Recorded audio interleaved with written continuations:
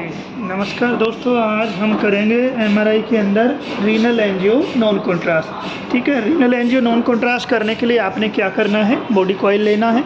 Body coil में आपने जैसे एमआरसीपी के अंदर आप यूज करते हैं रेस्पिरेटरी गेटिंग और साथ में पल्स गेटिंग। तो ये जो वाइट वाली है इसको पल्स गेटिंग बोलेंगे। ठीक है, वो जो उधर वाली है वो आपकी रेस्पिरेटरी गेटिंग हो गया। ये वाला जैसे आप एमआरसीपी में लगाते हैं वही वाला है। ठीक है, इससे रेस्पिरेशन पता चलेगा।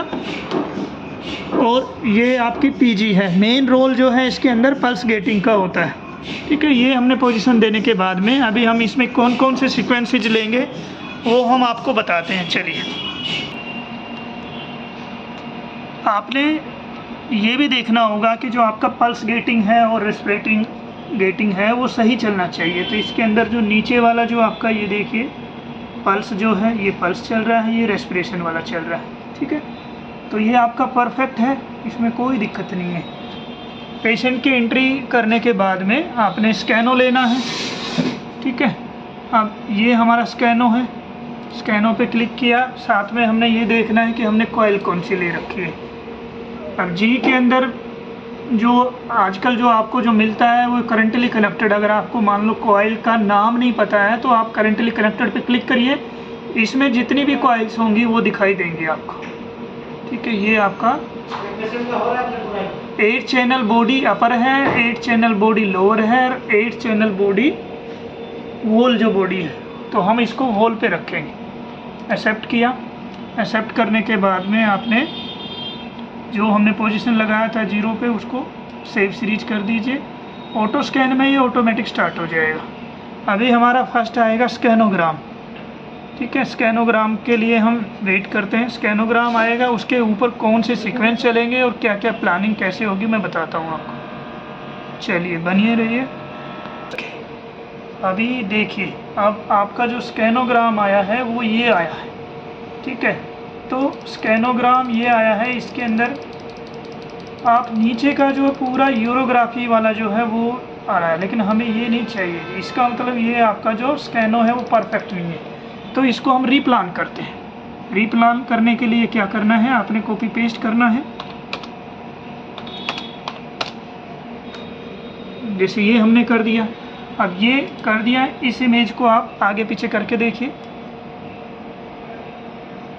रिनल दिखाई दे रही है आपको, ये आपकी रिनल रही। ये लेके आ जाइए, ऊपर चले गए। ये FOV की इतने की ज़रूरत नहीं है, आप कम कर दीजिए इसको, 30-32 कर लीजिए, इतने की ज़रूरत नहीं। ठीक है, अब ये आपने दोबारा से स्कैनोग्राम ले लेते हैं। प्रोसेस सेम वही रहेगा। सेव सीरीज कर दीजिए और ऑटो स्कैन करिए या प्री स्कैन करिए, उससे कोई फ़र्क नहीं पड़ने वाला। अभी हम देखते हैं, अभी स्कैनो जो है दोबारा लेंगे। वेट करिए ज़रा, देखते हैं। अब ये देखिए, ये हमारा सेकंड स्कैनोग्राम है। ठीक है, बिल्कुल परफेक्ट है। हमें यही रीजन चाहिए और इसी पे ही हमने प्लानिंग करनी है। ठीक है, ये देखो किडनी दिख रही है, दोनों किडनी सिमेट्रिकली दिख रही है। ठीक है, चलिए अभी हम इसी पे ही, ये कैलिब्रेशन है, आप कैलिब्रेशन चला दीजिए इसके ऊपर। कैलिब्रेशन चलाते समय, कैलिब्रेशन जब भी आप लेते हो तो एक चीज़ का ध्यान रखना है कि आपने जो एरिया चाहिए उससे ज़्यादा एरिया को कैलिब्रेट करना है। ठीक है, अब देखिए हमें इतना एरिया नहीं चाहिए, लेकिन हमने पूरा ओपन करके कैलिब्रेशन किया है। उससे बेनिफिट क्या होगा, उससे बेनिफिट ये होगा कि अगर आप नंबर ऑफ़ स्लाइस बढ़ाना चाहते हैं या FOV बढ़ाना चाहते हो तो वो फिर आपका स्कैन हो जाएगा उस एरिया में। अगर कैलिब्रेशन नहीं हुआ तो उस एरिया में स्कैन आएगा ही नहीं, तो इसलिए आपने वो करना पड़ेगा। अब देखिए, जी के अंदर MRI रीनल एंजियो करने के लिए एक ये सीक्वेंस होता है, इनहैंस 3D इनफ्लो IR। ठीक है, तो उसकी प्लानिंग कैसे करनी है, उसकी प्लानिंग सिंपल है, बहुत ही सिंपल है। ये दोनों आपको रीनल दिखाई दे रही है, इस रीनल को ही कवर करना है। ठीक है, फेस जो है 0.8 में भी आपका आ जाएगा।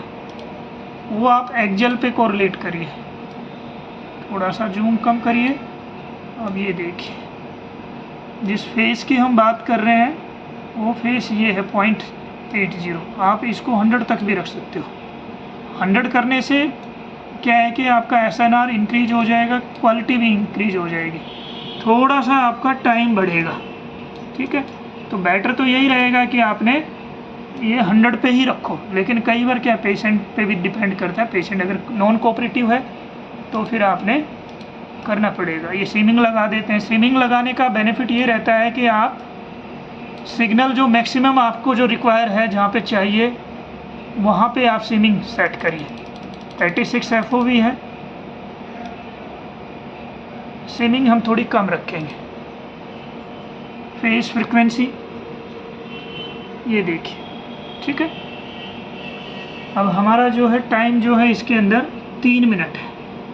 अब हम चाहें तो टाइम और भी इंक्रीज कर सकते हैं, क्योंकि 3 मिनट भी कोई बहुत ज़्यादा टाइम नहीं है जिससे हमें कोई दिक्कत हो।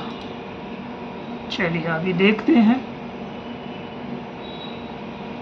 और सेव सीरीज और ये ऑटो स्कैन।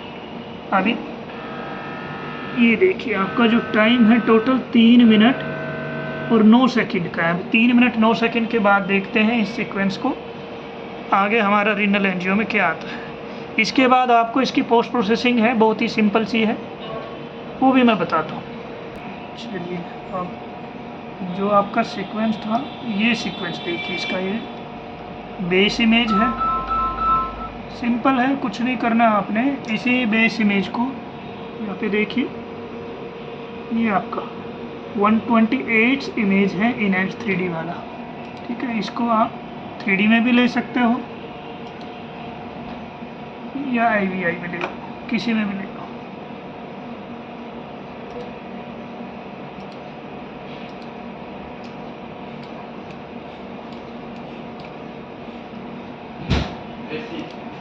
क्लोज करिए, IVI में डाल लीजिए इसको। ठीक है, IVI में डालने के बाद आप यहाँ से इसको थोड़ा इसका एम्पियर बनाइए, ठीक बनाइए।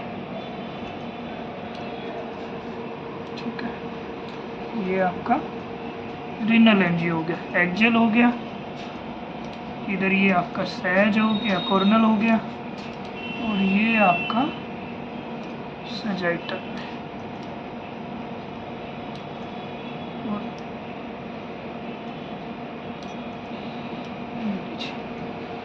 अब इसको आप डिफरेंट एंगल पे जाके राइट क्लिक करिए और सेव कर सकते हो, सेव इमेज। ठीक है,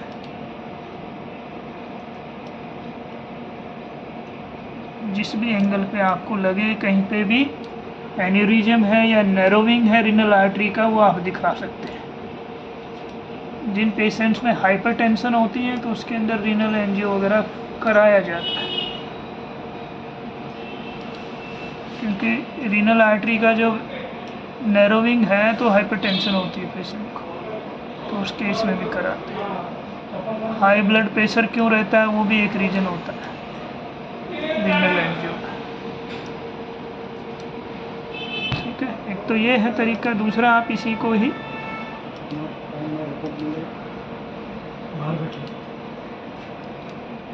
आप बैच इमेज में भी सेव कर सकते हो।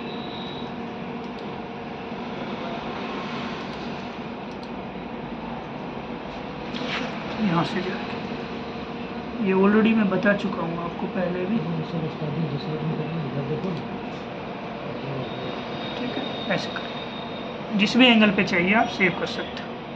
तो ये हो गया आपका MRI renal angio non contrast के अंदर। जिन पेशेंट्स का क्रिएटिनिन यूरिया बढ़ा हुआ है तो उसमें कर सकते हो आप। और इससे रिलेटेड कोई भी सवाल हो, कुछ भी अगर आपको कुछ बनवाना है किसी भी रिलेटेड टॉपिक पे, तो आप उस पर कॉमेंट बॉक्स में जाके अपना मैसेज, जो भी आंसर है, जो भी कुछ आप लिखना चाहें, सवाल जवाब, तो आप उस पर छोड़ सकते हैं। धन्यवाद।